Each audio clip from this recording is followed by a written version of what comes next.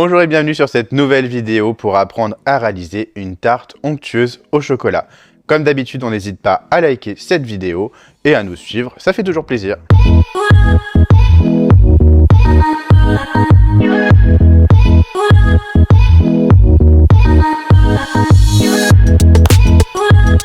Pour commencer, nous allons réaliser notre pâte sucrée noisette et pour ça, il me faut du beurre, de la poudre de noisette, du sucre glace, du sel, des œufs, de la poudre de cacao et de la farine.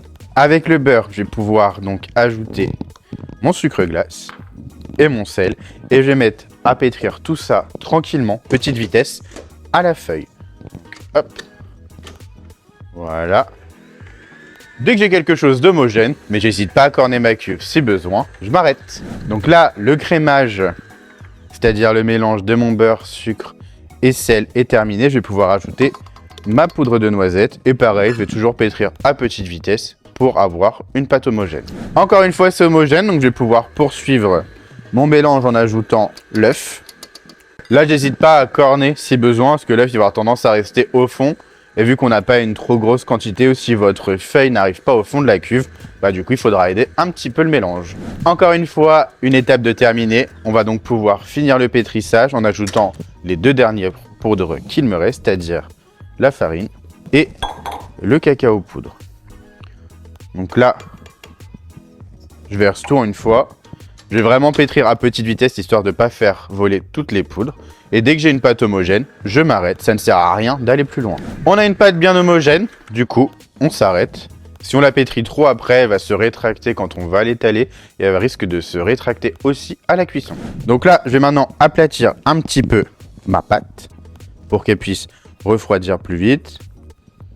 Voilà, et je vais bien la filmer. Ensuite, ça va partir minimum 30 minutes au frigo, sachant qu'1 à 2 heures, c'est quand même déjà mieux. Et donc maintenant que notre pâte est en train de reposer au froid, ce qu'on va pouvoir préparer aussi, c'est notre garniture, soit notre crème au chocolat. Pour le réaliser, il me faut des œufs, du sucre, du chocolat noir, du chocolat au lait, de la crème liquide à 30% de matière grasse et du lait entier. Pour commencer, on va réunir les ingrédients qui doivent aller ensemble dans la recette, donc les deux chocolats ensemble et pour l'instant sur le côté. Et on va réunir le lait et la crème. Donc tout ça dans la casserole. On va verser la moitié du sucre et l'autre moitié avec les œufs. Notre casserole part sur le feu. Je dois porter ça à ébullition. Et je vais mélanger mon sucre avec l'œuf. Et maintenant, j'ai plus qu'à patienter. Donc là, mes liquides sont en train de bouillir. Je vais en verser approximativement la moitié à l'œil. Donc sur l'œuf et le sucre. Je mélange bien. Là, je suis vraiment à feu réduit, au minimum que je peux être. Je reverse tout dans la casserole. Voilà. Je corne bien. Et là, il va falloir que je porte à 84 degrés Celsius avant de verser tout sur mon chocolat. Donc, soit j'ai un thermomètre à sonde ou laser, peu importe. Ce qui me permet donc de bien estimer la température. Donc là, de toute façon, il va falloir que je monte un peu. Si je suis pas à l'aise, je me mets puissance moyenne, légèrement plus.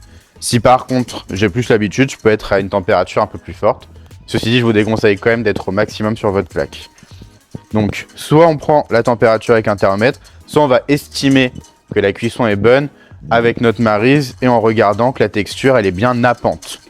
On vous l'a déjà montré dans plusieurs vidéos, donc je vous invite à regarder celle-ci. Je vais accélérer un petit peu.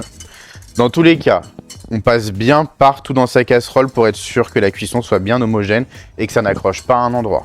Le problème, c'est que si ça surcuit, bah du coup, on va avoir une texture granuleuse parce que notre œuf aura commencé à coaguler. Ok, on va y être. Donc là, je vais pouvoir arrêter et je vais verser donc sur mon chocolat. Voilà, je mets mon fouet ici. Je corne bien et je vais pouvoir fouetter. Dans l'idéal, et pour être sûr d'avoir une crème bien lisse, je vous conseille de mixer. Si vous n'avez pas de mixeur plongeant sous la main, pas de souci, le fouet devrait aller.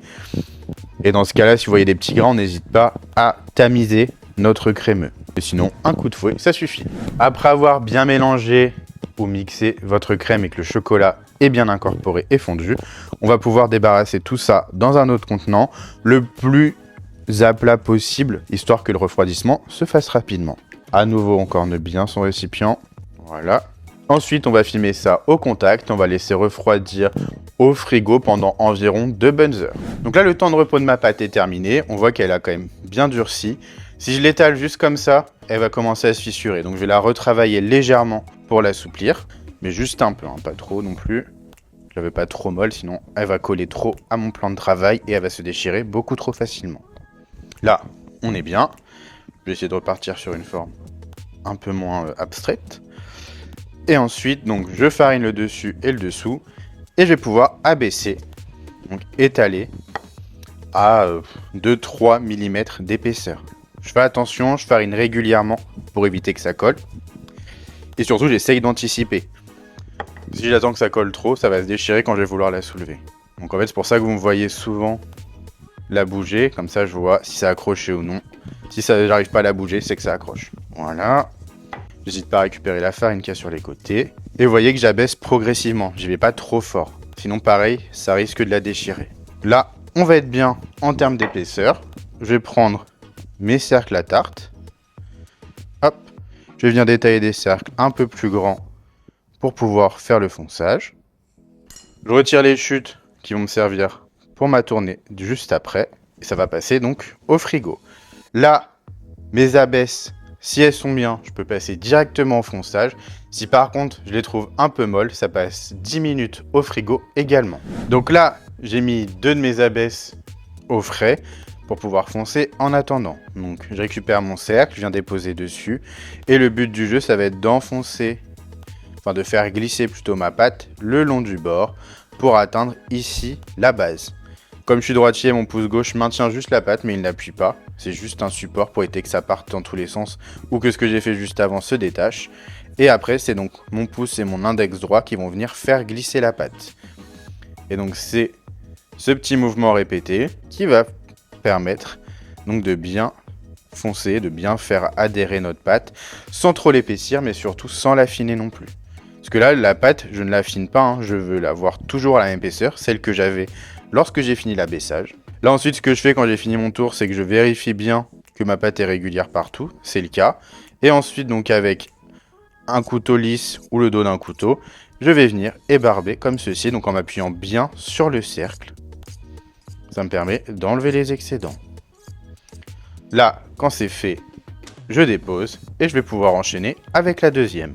J'ai plus qu'à aller chercher mes 2 autres abaisses et foncer à nouveau. Donc là, maintenant que mes fonds sont bien congelés, ont eu le temps de bien reposer et que ça va aider à ce que ça ne se déforme pas à la cuisson, je vais pouvoir les envoyer au four à 165 degrés pendant environ 12 minutes. On va également se préparer une petite dorure parce que là, en fait, on pré-cuit nos fonds. On va les sortir au bout de 12 minutes, laisser refroidir 5 minutes et on va les dorer pour avoir vraiment quelque chose de bien uniforme et bien brillant à l'extérieur, mais ça va aussi permettre d'imperméabiliser l'intérieur et donc que notre pâte résiste mieux à l'humidité de notre crémeux. Donc pour ça, il me faut du jaune d'œuf, du sucre et de la crème. Tout simplement, j'ai juste à réunir tous les ingrédients ensemble. Donc, dans le même pot pour la crème, le sucre et les jaunes d'œufs. Donc là, j'ai fait une petite quantité parce qu'il n'y a pas besoin de beaucoup. Et en fait, la crème, elle va servir plutôt à fluidifier donc ma dorure. Voilà, comme ceci. Donc ça reste au frais pendant que je m'en sers pas. Dès que j'en aurai besoin, j'aurai juste à l'utiliser avec un pinceau. Donc là, nos fonds de tarte ont déjà pré-cuit et du coup, ils ont eu le temps de refroidir. C'est pour ça que je les ai décerclés. Si besoin, n'hésite pas à les limer un petit peu pour qu'ils aient une belle forme. Donc là, ce que je vais faire ensuite, c'est que je récupère ma dorure et je vais venir donc passer un petit coup léger sur l'extérieur. Donc j'étire bien la dorure, hein. Je veux pas de flaque non plus, parce que sinon ça va se voir. Voilà, comme ceci. Et je vais pouvoir faire la même chose à l'intérieur. Donc je passe bien partout. Donc à nouveau, ça va apporter de la brillance et ça va permettre d'imperméabiliser mon fond de tarte. Maintenant que mes fonds de tartelettes sont dorés, je vais pouvoir les enfourner à nouveau 10 minutes à 165 degrés. Donc là, après 10 minutes, on voit que nos tartelettes ont bien doré. Je vais maintenant donc les laisser refroidir tranquillement avant utilisation. Donc après le temps de repos au froid de mon crémeux, je l'ai juste transvasé, mais on voit qu'il a bien pris en texture, hein, qui est devenu bien onctueux. Pour pouvoir le lisser correctement, je vais lui redonner un petit coup de mixeur. Si vous n'avez pas de mixeur plongeant chez vous, un bon coup de fouet devrait suffire. Donc là, notre crémeux est bien lissé. Et évidemment il s'est fluidifié un petit peu, mais pas de souci. Une fois qu'on aura garni nos tartelettes, elles vont repasser à nouveau 2 heures au frigo où notre crémeux va refiger lui aussi. Donc là, j'ai mis mon crémeux en poche. Je vais pouvoir venir garnir ma tartelette comme ceci. Ça, je le mets là comme ça ne coule pas partout. Je vais venir faire vibrer un petit peu ma tartelette pour bien la lisser. Si besoin, je lui donne en vrai un petit coup comme ceci. Soit je m'arrête là et je la mets directement au frais, soit j'ai une petite astuce déco pour éviter que qu'il y ait une croûte qui se forme sur le dessus. On va venir râper un peu de chocolat par-dessus, histoire de bien protéger notre tartelette et comme je vous l'ai dit, éviter que ça ne croûte au frigo. Ne vous inquiétez pas, le plan de travail il était propre, on va pouvoir récupérer les excédents de chocolat et pouvoir les réutiliser après dans une mousse ou un biscuit par exemple. Mais avant ça, notre tartelette va devoir partir à nouveau 2 heures au frigo. Donc là, après le repos froid, on peut récupérer et déguster nos tartelettes. On va voir à la découpe que notre crémeux a bien pris. Et on peut voir aussi qu'il est bien onctueux. Et voilà, notre tartelette chocolat onctueuse est terminée. Je vous laisse à votre dégustation et au plaisir de vous retrouver sur une prochaine vidéo.